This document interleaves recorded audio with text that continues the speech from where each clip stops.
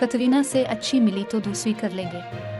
सहाफ़ी के सवाल पर विकी का दिलचस्प रद्द-ए-अमल। बॉलीवुड अदाकार और कतरीना कैफ के शौहर विकी कौशल का कहना है कि उनका और कतरीना का जन्म जन्म का साथ है।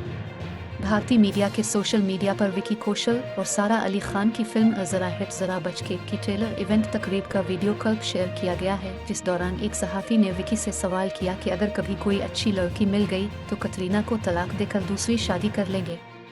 सहाफ़ी का सवाल सुनकर पहले तो विकी और सारा अली खान अपनी हंसी ना रोक पाए, फिर सहाफ़ी को घूरते हुए याद दिलाया कि मुझे शाम में घर भी जाना है, ऐसे उल्टे सीधे सवाल पूछ रहे हो, बच्चा हूँ अभी, मैं बड़ा तो होने दे। बाद अज़ां हंसते हुए वाज़े किया कि मेरा और कतरीना का जन्म जन्म का साथ है।